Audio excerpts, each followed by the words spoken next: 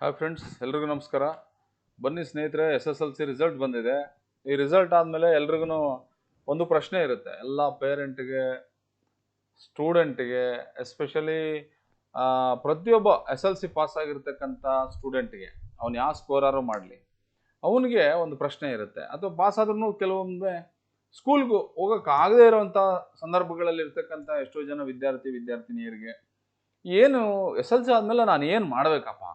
Most important point ಇದು. ಏನಂದರೆ, ನನ್ನ ಹೆಸರು ದಾರುಕೇಶ್ ಅಂತ. ನಾನು ಸೀನಿಯರ್ ಲೆಕ್ಚರರ್ ಇದ್ದೀನಿ ದಾವಣಗೆರೆನಲ್ಲಿ. ನಾನು ಯಾಕೆ ನನ್ನ ಪರಿಚಯ ಹೇಳ್ಕೊಳ್ತಿದ್ದೀನಿ ಅಂತ ಹೇಳಿದರೆ, ನಾವು ಮೊನ್ನೆ ಕಳೆದ ವಾರ ಮಧ್ಯಪ್ರದೇಶದಲ್ಲಿ ಒಂದು ಭೂಪಾಲಲ್ಲಿ ಒಂದು ಟ್ರೈನಿಂಗ್ ಆಯಿತು ನಮಗೆಲ್ಲ. ಏನಂದರೆ ವೊಕೇಶ್ನಲ್ ಗೈಡೆನ್ಸ್ ಬಗ್ಗೆ, ಕೆರಿಯರ್ ಗೈಡೆನ್ಸ್ ಬಗ್ಗೆನೇ ಟ್ರೈನಿಂಗ್ ಆಯಿತು. ದೆನ್ ಸ್ಟೇಟ್ ಲೆವೆಲಲ್ಲೂ ಕೂಡ ನಮಗೆ ಟ್ರೈನಿಂಗ್ ಎಲ್ಲ ಆಗಿದೆ. ದೆನ್ ಡಿಸ್ಟಿಕ್ ಲೆವೆಲಲ್ಲೂ ಕೂಡ ನಾವು ನಮ್ಮ ಎಲ್ಲ ಸರ್ಕಾರಿ ಶಾಲೆಗಳ 1400 ಜನ ಶಿಕ್ಷಕರಿಗೆ ನಾವು ತರಬೇತಿಯನ್ನು ಕೊಟ್ಟಿದ್ದೀವಿ.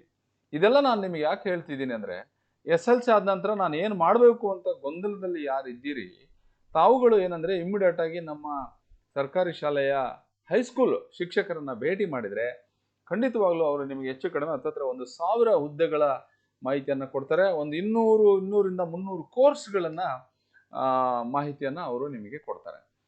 ನಮ್ಮಲ್ಲೂ ಕೂಡ ನಾವು education counselling and guidance centre ಅಂತ ಹೇಳಿ ನಮ್ಮ ಸರ್ಕಾರದ ವತಿಯಿಂದ ನಮ್ಮ ಡಯಟ್ ಕಾಲೇಜ್ನಲ್ಲಿ ದಾವಣಗೆರೆನಲ್ಲಿ ನಾವು ಓಪನ್ ಮಾಡಿದ್ದೀವಿ. ಅದು ಫ್ರೀ ಫಾರ್ ಆಲ್ ಸ್ಟೂಡೆಂಟ್ಸ್ಗೆ ಫ್ರೀ ಇದೆ. ನಮ್ಮ ಕಾಲೇಜ್ ಅವರ್ಸಲ್ಲಿ ಯಾವುದೇ ಸ್ಟೂಡೆಂಟು ಪೇರೆಂಟು ಬರ್ಬೋದು. ಈ ಒಂದು SLC ಆದಮೇಲೆ ನಾನು ಏನು ಮಾಡಬೇಕು ಅಂತ ನಮ್ಗೆ ತಿಳ್ಕೊಬೇಕು ಅಂತ ಅನ್ನೋದಾದರೆ, ಈಗ ನಾನು ನಿಮಗೆ ಒಂದಷ್ಟು ಗೈಡೆನ್ಸನ್ನು ಈ ಒಂದು ಸಂದರ್ಭದಲ್ಲಿ ಈ ಚಾರ್ಟ್ ಮೂಲಕ ನಿಮಗೆ ಕೊಡೋಕ್ಕೆ ನಾನು ಟ್ರೈ ಮಾಡ್ತೀನಿ. ಇಲ್ಲಿ ನೋಡ್ತಾ ಇರ್ಬೋದು ನೀವು, ನಮ್ಮ ಒಂದು ಡಯಟ್ ಜೊತೆಗೆ ಇಂಡಿಯಾ ಲಿಟ್ರಸಿ ಪ್ರಾಜೆಕ್ಟ್ ಅಂತ ಹೇಳಿ ಇವರು ನಮ್ಮ ಜೊತೆ ಟೈಅಪ್ ಆಗಿದ್ದಾರೆ. ಯಾರು? ಇಂಡಿಯಾ ಲಿಟ್ರಸಿ ಪ್ರಾಜೆಕ್ಟ್ನವರು ನಮ್ಮ ಒಂದು ಇಲಾಖೆ ಜೊತೆ ಇದು NGO ಆರ್ಗನೈಸೇಷನ್ ಟೈಅಪ್ ಮಾಡ್ಕೊಂಡಿದ್ವಿ. ನಾವು ಏನಂದರೆ 10th ಆದಮೇಲೆ ಏನು ಮಾಡಬೇಕು ಅಂಥೇಳಿ ಒಂದಷ್ಟು ಇನ್ಫಾರ್ಮೇಷನ್ ಅವರು ಕೊಡ್ತಾ ಹೋಗ್ತಾರೆ. ಈ ಚಾರ್ಟಲ್ಲಿ ಸಾಮಾನ್ಯವಾಗಿ ನೀವು ನೋಡ್ತಾ ಇರ್ಬೋದು, ಪ್ರತಿಯೊಬ್ಬ ಸ್ಟೂಡೆಂಟ್ಗೆ SLC ಆದಮೇಲೆ ಏನು ಮಾಡಬೇಕಪ್ಪ ನಾನು ಅಂತ ಹೇಳಿದ್ರೆ, ಆ ಹುಡುಗ ಏನು ಮಾಡ್ತಾನೆ? ಒಂದು ಸೈನ್ಸ್ ತಗೋತಾನೆ, ನೀವು ನೋಡ್ತಾ ಇರ್ಬೋದು. ಎರಡನೇದು ಇಲ್ಲಿ ಕಾಮರ್ಸ್ ತಗೋತಾನೆ, ಮೂರನೇದು ಆರ್ಟ್ಸ್ ತಗೋತಾನೆ. ಅಥವಾ ಈ ಮೂರೇ ಅವನಿಗೆ PUC ಅಂತ ಅರ್ಥ ಇದ್ದಂಗೆ ಅವನ ಮೈಂಡಿಗೆ ಬರ್ತಕ್ಕಂಥದ್ದು ಈ ಮೂರೇ ಕಾನ್ಸೆಪ್ಟು. SLC ಹುಡುಗ PUCನಲ್ಲಿ ಬಂದ ಅಂದರೆ ಅವನಿಗೆ ಬರೋದೇ 3 ಕಾನ್ಸೆಪ್ಟು. ಆ ಮೂರರಲ್ಲಿ ಅವನು ಏನು ಮಾಡ್ತಾನೆ? ಕೆಲವ್ರು ಏನು ಮಾಡ್ತಾರೆ, ಮಾರ್ಕ್ಸ್ ನೋಡ್ಕೊಂಡು ನಾನು ಕಾಂಬಿನೇಷನ್ ತಗೊಂತೀನಿ. ಸೈನ್ಸ್ ತಗೋಬೇಕಾ, ನಾನು ಆರ್ಟ್ಸ್ ತಗೋಬೇಕಾ, ಇಲ್ಲಿದೆ ನೋಡಿ, ಕಾಮರ್ಸ್ ತಗೋಬೇಕಾ, ಕಾಮರ್ಸ್ ತಗೋಬೇಕಾ, ಅಥವಾ ನಾನು ಆರ್ಟ್ಸ್ ತಗೋಬೇಕಾ, ನಾನು ಒಳ್ಳೆ ಸ್ಕೋರ್ ಮಾಡಿದರೆ ಸೈನ್ಸ್ ತಗೊಂತೀನಿ, ಇಲ್ಲ ಒಳ್ಳೆ ಸ್ಕೋರ್ ಆಗಲಿಲ್ಲ ಅಂದರೆ ನಾನು ಆರ್ಟ್ಸ್ ತಗೊಂತೀನಿ. ಸೊ ಈ ಥರ ಸ್ಟೂಡೆಂಟ್ಗಳಿಗೆ ಮೈಂಡ್ಸೆಟ್ ಇರುತ್ತೆ. ದಯವಿಟ್ಟು ನೀವು ಆ ಮೈಂಡ್ಸೆಟ್ನ ತೆಗೆದುಹಾಕಬೇಕು. ಯಾಕಂದರೆ ನಿಮಗೆ ಯಾವುದ್ರಲ್ಲಿ ಎಬಿಲಿಟಿ ಇದೆ ಅನ್ನೋದನ್ನು ನೀವು ಮಾರ್ಕ್ಸ್ ಹೇಳಲ್ಲ. ನಿಮಗೆ ಮಾರ್ಕ್ಸ್ನಲ್ಲಿ ವ್ಯತ್ಯಾಸ ಬರ್ಬೋದು, ಆದರೆ ನೀನು SLCನಲ್ಲಿ ಒಂಚೂರು ಕಡಿಮೆ ಮಾರ್ಕ್ಸ್ ತೊಗೊಂಡ್ರೆ PUCನಲ್ಲಿ ಜಾಸ್ತಿ ಮಾರ್ಕ್ಸ್ ತಗೋಬಾರ್ದು ಅಂತ ಏನಿಲ್ಲ, ಸೈನ್ಸಲ್ಲಿ ತಗೋಬಾರ್ದು ಅಂತ ಏನಿಲ್ಲ. ಕೋರ್ಸಲ್ಲಿ ಮ್ಯಾಟ್ರ್ ಆಗಲ್ಲ, ನಿನ್ನ ಇಂಟ್ರೆಸ್ಟು ಮ್ಯಾಟ್ರ್ ಆಗುತ್ತೆ. ಸೊ SLCನಲ್ಲಿ 10th ಆದಮೇಲೆ ನಾನು ಫಸ್ಟು ಡೈರೆಕ್ಟಾಗಿ PUCಗೆ ಹೋಗ್ತೀನಿ. PUCನಲ್ಲಿ ಸೈನ್ಸು ನಿಮಗೆ ಗೊತ್ತಿದೆ. ಸೈನ್ಸಲ್ಲಿ ಏನಪ್ಪ ಅಂದರೆ 2 ವರ್ಷದ ಕೋರ್ಸ್. ಅದು ಏನಪ್ಪ, ಆಲ್ಮೋಸ್ಟ್ 70% ಮಾರ್ಕ್ಸ್ ಮೇಲಿದ್ದವರು ಹುಡುಗರೆಲ್ಲ ಸೈನ್ಸ್ಗೆ ಹೋಗ್ತಾರೆ ಅನ್ನೋಂಥದ್ದು ಒಂದು ಮೈಂಡಲ್ಲಿ ಕಾನ್ಸೆಪ್ಟ್ ಇದೆ. ಅದು ತಪ್ಪು. ಆ್ಯಕ್ಚುಲಿ ನೀವು ಯಾರು ಬೇಕಾದ್ರೂ ಸೈನ್ಸ್ ತೊಗೋಬೋದು. ಸೈನ್ಸಲ್ಲಿ ಆದಮೇಲೆ ಏನು ಮಾಡ್ತೀರಿ ನೀವು? ಸೈನ್ಸಲ್ಲಿ PCMB ತೊಗೊಂಡ್ರೆ ನಿಮಗೆ BSc ಮಾಡ್ಬೋದು. BSc ಆದಮೇಲೆ BCA ಮಾಡ್ಬೋದು, ಆಮೇಲೆ MCA ಮಾಡ್ಬೋದು. ಓಕೆನಾ? Then BTech, BArch, M architect ಮಾಡ್ಬೋದು. BSc ಅದು PCMB ತೊಗೊಂಡ್ರೆ. ಓಕೆ, ಕಾಂಬಿನೇಷನ್ ಯಾವ್ದಾವ್ದು ತೊಗೊಂಡ್ರೆ ಏನಾಗುತ್ತೆ ಅಂತ ಸೈನ್ಸಲ್ಲಿ, right? Then technical entry in Indian army, ಇದು ನಿಮಗೆ ಜಾಬ್ ಸಿಗುತ್ತೆ ನೀವು PUC ಸೈನ್ಸ್ನಲ್ಲಿ ನೀವು ಇದು ಮಾಡ್ಕೊಂಡು ಬಂದರೆ. ಆಮೇಲೆ NDAನಲ್ಲಿ ಆರ್ಮಿ, ನಾವೇ, ಏರ್ಫೋರ್ಸಲ್ಲೂ ಕೂಡ ನಿಮಗೆ 10+2 pass out with physics and mathematics ಆ ಸಬ್ಜೆಕ್ಟ್ನಲ್ಲಿ ಬಂದರೆ ನಿಮಗೆ ಇಲ್ಲಿ ಕೂಡ ಜಾಬ್ ಆಗುತ್ತೆ. ಫಿಲ್ಮ್ ಆ್ಯಂಡ್ ಟೆಲಿವಿಷನ್ ಡಿಪ್ಲೊಮೊ ಮಾಡ್ಬೋದು 3 ವರ್ಷ PUC ಮೇಲೆ, ಇಲ್ಲೂ ಕೂಡ ನಿಮಗೆ ಜಾಬ್ ಇದೆ. ಅದಾದಮೇಲೆ PUC ಸೈನ್ಸ್ ತೊಗೊಂಡ್ರೆ BE, BBM. BE ಮಾಡ್ಕೊಂಡಾದ್ಮೇಲೆ ಏನು ಮಾಡ್ತೀರಾ ನೀವು? MTech, PhD ಮಾಡ್ತೀರಾ. BBM ಮಾಡ್ಕೊಂಡು ಏನು ಮಾಡ್ತೀರಾ? MBA ಮಾಡ್ತೀರಾ. BBA ಮಾಡ್ಕೊಂಡು ಏನು ಮಾಡ್ತೀರಾ? MBA ಮಾಡ್ಬೋದು 2 ವರ್ಷ. 3 ವರ್ಷ ಕೋರ್ಸ್ ಇದು. D pharma, then B pharma ಮಾಡ್ಬೋದು, M ಫಾರ್ಮಾ ಮಾಡ್ಬೋದು, BAMS ಆಯುರ್ವೇದ ಮೆಡಿಸಿನ್ ಮಾಡ್ಬೋದು, ದೆನ್ MSc ಮಾಡ್ಬೋದು. ಇದಾದಮೇಲೆ BDS ಮಾಡ್ಬೋದು, MDS ಮಾಡ್ಬೋದು, MBBS, MD, MS ಮಾಡ್ಬೋದು. BSc ಡೈರಿ ಮತ್ತು ಬಯೋಟೆಕ್ ಇದೆ, MSc PhD ಇವೆಲ್ಲ ಇದೆ. ಇದೇನಂದರೆ ಆಫ್ಟರ್ PUC ಕೋರ್ಸ್ಗಳು. ಆಫ್ಟರ್ PUC ನಿಮ್ಗೇನು ಅವಶ್ಯಕತೆ ಬರಲ್ಲ. ಈಗ ನೀವೇನು PUC ಸೈನ್ಸ್ ಓದಬೇಕಾ, PUC ಸೈನ್ಸ್ ಓದಬೇಕು. ಯಾವ ಫೀಲ್ಡಲ್ಲಿ ಹೋಗ್ಬೇಕು ಅನ್ನೋದು ನೋಡಿಕೊಂಡು ನೀವು ಇದನ್ನು ಆಯ್ಕೆ ಮಾಡ್ಕೋಬೇಕಾಗುತ್ತೆ. ಇಲ್ಲಿ PUC ಏನಪ್ಪ ಅಂದರೆ ನಿಮಗೆ 4 ಥರ ಕಾಂಬಿನೇಷನ್ ಬರುತ್ತೆ. ಒಂದು PCMB ಇದೆ, ಒಂದು PCMC-ME ಇದೆ. ಇಲ್ಲಿ ನೋಡಿ ನಾನು ತೋರಿಸ್ತಾ ಇದ್ದೀನಿ. PCMCs ಇದೆ, ಕಂಪ್ಯೂಟರ್ ಸೈನ್ಸು. PCMG ಇದೆ, PCBH ಇದೆ, PCBS, ಫಿಸಿಕ್ಸ್, ಕೆಮಿಸ್ಟ್ರಿ, ಬಯಾಲಜಿ, ಓಕೆನಾ. Then electronics. ಸೊ ಇವೆಲ್ಲ ಕೋರ್ಸ್ಗಳಿದೆ. ನಿಮಗೆ ಯಾವುದು, ನೀವು ಬಯಾಲಜಿ ತೊಗೊಂಡ್ರಿ ಅಂದರೆ ನೀವು MBBS ಮೆಡಿಕಲ್ ಫೀಲ್ಡ್ ಹೋಗ್ತೀರಾ. PCMB ಕೆಮಿಸ್ಟ್ರಿ ಮ್ಯಾಥಮೆಟಿಕ್ಸ್ ತೊಗೊಂಡ್ರೆ ನೀವು BS ಅದೆಲ್ಲ ಹೋಗ್ತೀರಾ. PCMCS ಅಂದರೆ ನೀವು ಕಂಪ್ಯೂಟರ್ ಸೈನ್ಸ್ ಹೋಗ್ತೀರಾ, ಓಕೆನಾ. ಇಲ್ಲಿ ಬನ್ನಿ, ಇಲ್ಲಿ ನೋಡಿ. ನೆಕ್ಸ್ಟು ನಿಮಗೆ ನಾನು ಈ ಸೈನ್ಸ್ದಷ್ಟೇ ಹೇಳ್ತಾ ಇದ್ದೆ. ಸೈನ್ಸಲ್ಲಿ ನೀವು ಇನ್ನೂ ಒಂದು ಇಲ್ಲಿ ಆಪ್ಷನ್ ತೋರಿಸಿದೆ ನೋಡಿ, ಯಾರೋ ಮಾರ್ಕ್. ಇಲ್ಲಿ ನೀವು ಬಂದರೆ PCBH ಫಿಸಿಕ್ಸ್, ಕೆಮಿಸ್ಟ್ರಿ, ಬಯಾಲಜಿ ತೊಗೊಂಡ್ರೆ BSc ಹೋಮ್ ಸೈನ್ಸ್ ಮಾಡ್ಬೋದು, MSc PhD ಮಾಡ್ಬೋದು, PCMG ಮಾಡಿ ಅಲ್ಲಿ ಮುಂದೆ ಹೋಗ್ಬೋದು, BSc ಜಿಯಾಲಜಿ ಮಾಡ್ಬೋದು. ಇದು ನಿಮಗೆ ಯಾವುದು ಬೇಕು, ಯಾವುದರಲ್ಲಿ ನಿಮ್ಗೆ ಇಂಟ್ರೆಸ್ಟ್ ಇದೆ ಆ ಒಂದು ಕೋರ್ಸನ್ನು ನೀವು ಆಯ್ಕೆ ಮಾಡ್ಕೋಬಹುದು. ದೆನ್ BSc ಸ್ಟ್ಯಾಟಿಸ್ಟಿಕ್ಸ್ ಇದೆ, ದೆನ್ MSc. ಇದರಲ್ಲಿ ತುಂಬ ಇದ್ದಾವೆ ಸೈನ್ಸಲ್ಲಿ, ರೈಟ್. ಸೊ ಇದು ಸೈನ್ಸ್ ಆಪ್ಷನ್. ದೆನ್ ಆರ್ಟ್ಸ್ನಲ್ಲಿ ಬಂದರೆ ಏನು ಸರ್ ನಮಗೆ ಇದೆಲ್ಲ ಗೊತ್ತಿರೋದೆ. ಹೌದಪ್ಪ, ನಿಮಗೆ ಗೊತ್ತಿರೋದೆ, ನಾನು ಇಲ್ಲ ಅಂತ ಹೇಳಲ್ಲ.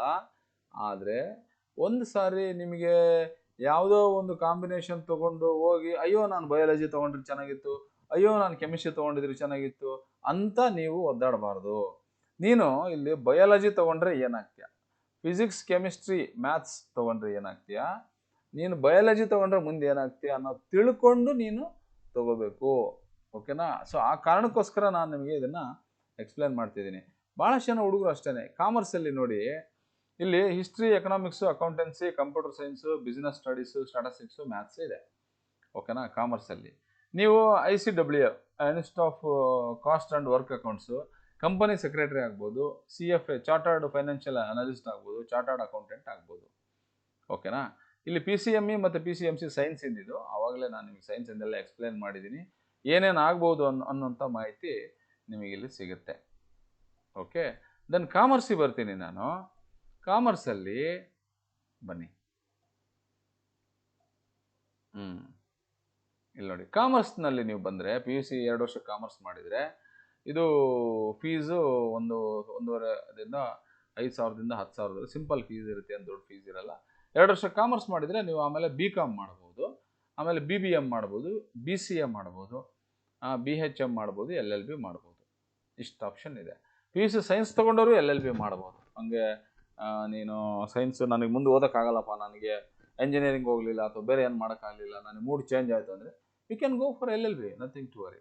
BCAನೂ ಮಾಡ್ಬೋದು. PUC ಸೈನ್ಸ್ ತೊಗೊಂಡವರು ಇವೆಲ್ಲವೂ ಮಾಡ್ಬೋದು, ಏನು ತೊಂದರೆ ಇಲ್ಲ, ಓಕೆನಾ. ಇಲ್ಲಿ ಇದಾದ ಮೇಲೆ ಏನಂದರೆ, ಇಲ್ಲಿ ನೋಡಿ ಆರ್ಟ್ಸಿಗೆ ಬರೋಣ. ಆರ್ಟ್ಸಲ್ಲಿ ಏನು, ಕೆಲವು ಹುಡುಗರು ಭಾರಿ ಕನ್ಫ್ಯೂಷನ್. HEP ತಗೊಂಡ್ಲಾ, HES ತಗೊಂಡ್ಲಾ, HEG ತಗೊಂಡ್ಲಾ, ಎಜುಕೇಷನ್ ತಗೊಂಡ್ಲಾ. ನಿಮಗೆ ಏನು ಇಂಟ್ರೆಸ್ಟ್ ಇದೆ ಅದನ್ನು ತೊಗೊಳ್ರಿ. ಸಬ್ಜೆಕ್ಟ್ ಎಲ್ಲ ಒಂದೇ, ಇಂಟ್ರೆಸ್ಟ್ ಮ್ಯಾಟ್ರ್ ಆಗುತ್ತೆ ಅಷ್ಟೇ. ನೀನು ಏನು ಇಷ್ಟ ಬರುತ್ತೋ ಅದು ಓದಬೇಕಷ್ಟೇ. ಎಲ್ಲದಕ್ಕೂ ಸ್ಕೋಪ್ ಇದೆ, ಓಕೆನಾ. ಇಲ್ಲಿ BA ಮಾಡಿದ್ರೆ ಏನು ಮಾಡ್ತೀಯ, ನೆಕ್ಸ್ಟ್ ನೀನು PUC ಆರ್ಟ್ಸ್ ತೊಗೊಂಡ್ರೆ BA ಮಾಡ್ತೀಯ, D.Ed ಮಾಡ್ತೀಯ, LLB ಮಾಡಿ ಫೌಂಡೇಶನ್ ಮಾಡ್ತೀಯ. ಇಲ್ಲಿ ನೀನು PUC ಮೇಲೆ LLB, ಓಕೆನಾ. 5 ವರ್ಷ ಕೋರ್ಸ್ ಅದು, ರೈಟ್. ಆಮೇಲೆ ಫಾರಿನ್ ಲ್ಯಾಂಗ್ವೇಜ್ ಡಿಪ್ಲೊಮಾ ಮಾಡ್ತೀಯ, ಆಮೇಲೆ D.Ed ಮಾಡ್ತೀರಾ, BA ಮಾಡಿದ್ಮೇಲೆ MA, B.Ed, LLB, MBA ಮಾಡ್ಬೋದು. ಸೊ ಇಷ್ಟೆಲ್ಲ ನಿಮಗೆ ಆಪ್ಷನ್ಸ್ ಇದೆ ಯಾವುದರಲ್ಲಿ, ಆರ್ಟ್ಸಲ್ಲಿ. ದೆನ್ ಆರ್ಟ್ಸ್ನಲ್ಲಿ ಬಂದಾಗ ನೀನು BBM ಮಾಡ್ಬೋದು, BBA ಮಾಡ್ಬೋದು, BHM ಮಾಡ್ಬೋದು, ಫ್ಯಾಷನ್ ಡಿಸೈನಿಂಗ್ ಡಿಪ್ಲೊಮಾ ಮಾಡ್ಬೋದು 1 ವರ್ಷ ಅಥವಾ 2 ವರ್ಷ. ಯಾವುದು PUC ಆರ್ಟ್ಸ್ ತೊಗೊಂಡ್ರೆ. PUCನಲ್ಲಿ ಏನು ತೊಗೊಂಡ್ರು ಫ್ಯಾಷನ್ ಡಿಸೈನಿಂಗ್ ಡಿಪ್ಲೊಮಾ ಮಾಡ್ಬೋದು. ಅದಕ್ಕೇನು ಆರ್ಟ್ಸೇ ತೊಗೋಬೇಕು ಅಂತ ಏನಿಲ್ಲ. ನೀವು ಯಾವ ಕೋರ್ಸ್ ತೊಗೊಂಡ್ರೆ ಫ್ಯಾಷನ್ ಡಿಸೈನ್ ಡಿಪ್ಲೊಮಾ ಮಾಡ್ಬೋದು. ಅದು ಏನಂದರೆ ಫ್ಯಾಷನ್ ಡಿಸೈನ್ ಡಿಪ್ಲೊಮಾ ಏನಂದರೆ PUC ಮೇಲೆ, ಅದು ಎನಿ PUC ನಿನ್ನ ಇಂಟ್ರೆಸ್ಟ್ ಅದು ಆಗ್ಬೋದಲ್ಲ. ಸೊ ಇದಾದಮೇಲೆ PUCನಲ್ಲಿ ನೀವು ಬರೀ ಸೈನ್ಸು, ಆರ್ಟ್ಸು, ಕಾಮರ್ಸು ನೋಡಿದ್ರಿ. ಈಗ ನೋಡು, ನಾನೇನು ನಿಮಗೆ ಎಕ್ಸ್ಪ್ಲೇನ್ ಮಾಡ್ತೀನಿ ಸ್ಟೂಡೆಂಟ್ಸ್ಗೆ ಅಂತ ಹೇಳಿದ್ರೆ, ನೋಡಿರಿ ಇಲ್ಲಿ ನೀವು ಸೈನ್ಸ್ ತೊಗೊಂಡ್ರಿ, ಆಮೇಲೆ ಕಾಮರ್ಸ್ ತೊಗೊಂಡ್ರಿ, ಆರ್ಟ್ಸ್ ತೊಗೊಂಡ್ರಿ. ಇವು 3 ನಾನು ಒಲ್ಲಪ್ಪ, ನನಗೆ 3 ಇಂಟ್ರೆಸ್ಟ್ ಇಲ್ಲ, ನನಗೆ ಬೇರೆ ಏನೋ ಬೇಕು. ಬೇರೆ ಏನು ಬೇಕು ನಿನಗೆ? ನಿನಗೆ ಏನೇನು ಅವಕಾಶಗಳಿದೆ, ಏನೇನು ಅಪಾರ್ಚುನಿಟೀಸ್ ಇದೆಯಪ್ಪ ನಿನಗೆ ಅಂತ ಹೇಳಿದ್ರೆ, ನೋಡಿ ಇಲ್ಲಿ distance education and correspondence course. SLC-ನಲ್ಲಪ್ಪ ನಾನು ಹೆಣ್ಮಗಳಿದ್ದೀನಿ, ನಾನು ಹಳ್ಳಿಯಲ್ಲಿದ್ದೀನಿ, ನಾನು ಬಸ್ ಕನ್ವೆಂಟ್ ಇಲ್ಲ, ನಾನು ಓದೋಕ್ಕಾಗಲ್ಲ ಅಂತ ನಿನಗೆ ಮನಸ್ಸಲ್ಲಿ ಏನಾದ್ರು ಇದ್ದರೆ ನೀನು ಡಿಸ್ಟೆನ್ಸ್ ಎಜುಕೇಷನಲ್ಲಿ ಕೋರ್ಸ್ ಮಾಡ್ಬೋದು ನೀನು. ಓಕೆನಾ?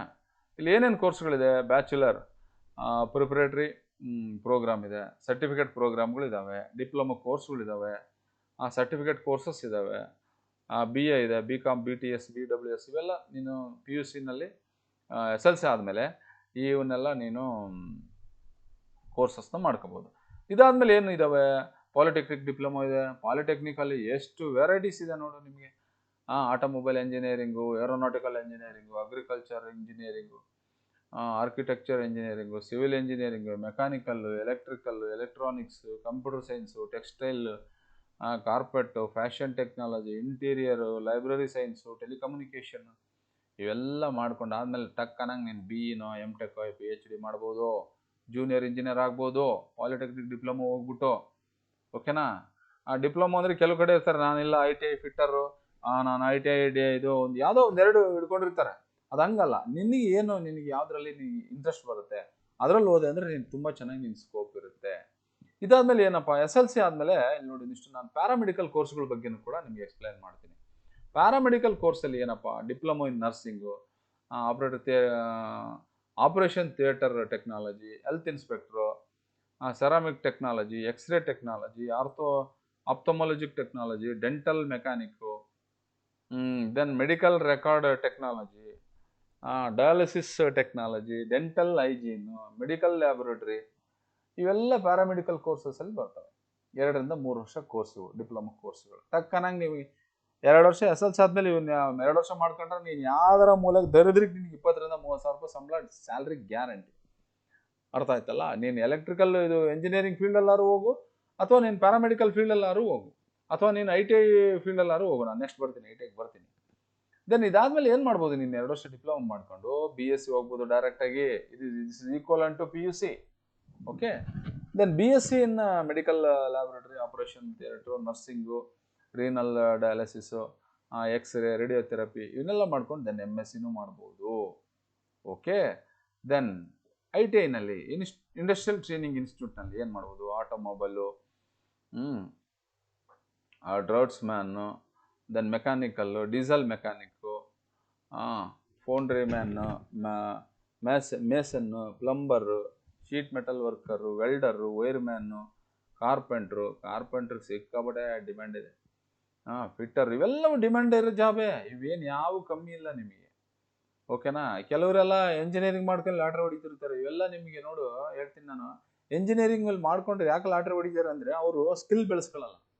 ಅವರು ಯಾಕೆ ಸ್ಕಿಲ್ 5-5 ವರ್ಷ ಓದಿದ್ರು ಕೂಡ ಏನು ಮಾಡ್ಬೇಕಂತ ಸ್ಕಿಲ್ ಯಾವುದೋ ಒಂದು ಪ್ಲಗ್ ಕಿತ್ತು ಮಾಡೋಕ್ಕೆ ಬರಲ್ಲ, ಆ ಥರ ಆಗೋಗ್ಬಿಟ್ಟಿರ್ತಾರೆ. ಅವ್ರು ಯಾಕೆ ಹಂಗೆ ಆಗಿರ್ತಾರೆ ಗೊತ್ತಿಲ್ಲ. ಕೆಲವು ವಿದ್ಯಾರ್ಥಿಗಳು ಒಂದು 10% ಸ್ಟೂಡೆಂಟ್ಸ್ ಆ ಥರ ಏನೋ ಅವ್ರಿಗೆ ಒಂದು ಸ್ಕಿಲ್ ಡೆವಲಪ್ ಮಾಡ್ಕೊಳಕ್ಕೆ ಸಾಧ್ಯ ಆಗಿರಲ್ಲ.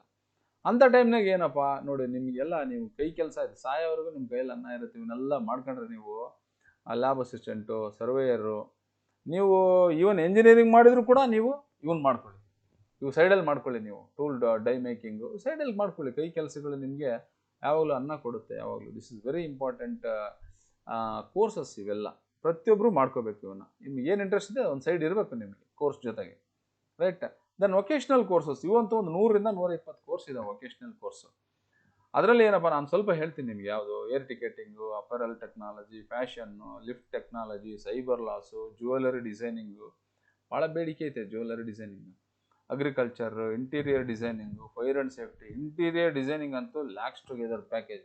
ಅವ್ರು 15 ಲಕ್ಷ 20 ಲಕ್ಷ ಇಂಟೀರಿಯರ್ ಡಿಸೈನಿಂಗ್ ಚೆನ್ನಾಗಿ ಆಗ್ಬಿಡ್ತು ಅಂದ್ರೆ ನೀವು ಸಿಕ್ಕಾಪಟ್ಟೆ. ಹೋಟೆಲ್ ಮ್ಯಾನೇಜ್ಮೆಂಟ್ ಹೆವಿ ಡಿಮ್ಯಾಂಡ್ ಇದೆ. Footwear technology, dairy technology, fisheries, electrical, bakery, beautician, computer, DTP, tally ಇವೆಲ್ಲ ಸಿಕ್ಕಾಪಟ್ಟೆ ಸ್ಕೋಪ್ ಇರೋಂಥ ಕೋರ್ಸ್ಗಳಿವೆ. 2 wheeler servicing course, mobile repair, okay, ಬಾಲಸೇವಿಕ ಟ್ರೈನಿಂಗು ಇವೆಲ್ಲ ಏನಪ್ಪ ಅಂದರೆ ಸರ್ಟಿಫಿಕೇಟ್ ಕೋರ್ಸ್ಗಳು. SLC ಆದಮೇಲೆ ನೀವು ಈ ಕೋರ್ಸ್ಗಳಿಗೆ ಎಲ್ಲಿ ಬೇಕಾದ್ರೂ ಸೇರ್ಕೋಬೋದು. ನಮ್ಮ ದಾವಣಗೆರೆಯಲ್ಲಿ ತೋಳುಣಿಸಿಯಲ್ಲಿ ಇದೆ ಒಂದು ಕೆನರಾ ಬ್ಯಾಂಕ್ ಸಹಯೋಗದೊಂದಿಗೆ ನಮ್ಮ ಇಲಾಖೆಯಿಂದ ನಾವು ಮಾಡ್ತಾ ಇದ್ದೀವಿ. ಸುಮಾರು ಒಂದು 10 ರಿಂದ 20 ಥರ ವೊಕೇಶ್ನಲ್ ಕೋರ್ಸ್ಗಳಿಗೆ ಅಲ್ಲಿ ಟ್ರೈನಿಂಗ್ ಇದೆ. ನೀವು ಬಂದು ಫ್ರೀಯಾಗಿ ಸೇರ್ಕೋಬೋದು. 3 ತಿಂಗಳು ಊಟ ವಸತಿನೂ ಫ್ರೀ ಇರುತ್ತೆ. ನೀವು ಬಂದು ಅಲ್ಲಿ ಕೋರ್ಸನ್ನು ತೊಗೊಂಡು ಆರಾಮಾಗಿ ಮಾಡ್ಕೋಬೋದು. SLC ಆದಮೇಲೆ ನೆಕ್ಸ್ಟು ಏನಪ್ಪ, ನೆಟ್ಟು ಟೆಕ್ನಿಕಲ್ ಟ್ರೈನಿಂಗ್ ಫೌಂಡೇಶನ್ನಲ್ಲಿ ಅವರು ಡಿಪ್ಲೊಮಾ ಕೋರ್ಸ್ ಕೊಡ್ತಾರೆ. ಏನು, tool and die making, electronics, computer engineering. So ಇವೆಲ್ಲ ಈ ಕೋರ್ಸ್ಗಳು ನಿಮಗೆ ಏನಕ್ಕೆಂದರೆ ಭಾಳನೇ ನಿಮಗೆ SLC ನಾನು ಮುಂದೆ ಓದೋಕ್ಕಾಗಲ್ಲಪ್ಪ, ನನಗೆ ಏನೋ ಒಂದು ಕೆಲಸ ಹಿಡಿಬೇಕು ನಾನು ಅನ್ನೋಂಥ ಸ್ಟೂಡೆಂಟ್ಸ್ಗಳು ಏನು ಮಾಡ್ಬೋದು, ಇವನ್ನೆಲ್ಲ ನೀವು ಈ ಕೋರ್ಸ್ಗಳನ್ನು ನೀವು ಮಾಡಿಕೊಂಡು ಆರಾಮಾಗಿ ನಿಮ್ಮ ಬದುಕನ್ನು, ನಿಮ್ಮ ಜೀವನವನ್ನು ನೀವು ಕಟ್ಕೋಬೋದು. Government tool room and training centre ಡಿಪ್ಲೊಮಾನಲ್ಲಿ ನಾವು ಕೂಡ tool and die making, electronics, telecommunication, engineering, ಕೆಲವೊಂದು ಹೈಸ್ಕೂಲ್ಗಳಲ್ಲಿ ನಾವೀಗ ಆಲ್ರೆಡಿ NSQF-ನಲ್ಲಿ ಒಂದು ಟ್ರೈನಿಂಗನ್ನು ಕೊಡ್ತಾ ಇದ್ದೀವಿ. ಇದೆಲ್ಲ ಆಯಿತು ಅಂದರೆ ಏನಪ್ಪ, ಟೊಯೋಟಾ, ಕಿರ್ಲೋಸ್ಕರ್ ಅಂತ ಕಂಪ್ನಿಗಳಲ್ಲಿ automobile assembly, automobile paint, automobile weld, mechatronics, so ಇವೆಲ್ಲ ನೀವು ಆಗ್ಬೋದು. ಬೋಷಕ್ಕಲ್ಲಿ ಕೂಡ ನಿಮಗೆ ಜಾಬ್ ಸಿಗುತ್ತೆ, ಅಲ್ಲಿ ಕೂಡ ಟ್ರೈನಿಂಗ್ ಕೊಡ್ತಾರೆ. ಫಿಟ್ಟರು, ಟರ್ನರು, ಮೆಕ್ಯಾನಿಕನ್ನು, electrician, tool and die making. Okay, electric India ಫೌಂಡೇಶನಲ್ಲೂ ಕೂಡ ನಿಮಗೆ ಫ್ರೀ ಹಾಸ್ಟೆಲ್ಲು, ಫುಡ್ಡು ಫೆಸಿಲಿಟಿ ಎಲ್ಲ ಇದೆ, ಸ್ಟೈಫಂಡ್ ಇದೆ, ಸ್ಕಾಲರ್ಶಿಪ್ ಇದೆ, ಎಂಟ್ರೆನ್ಸ್ ಟೆಸ್ಟ್ ಇದೆ, ಇವೆಲ್ಲ ನೋಡ್ಕೋಬೇಕು.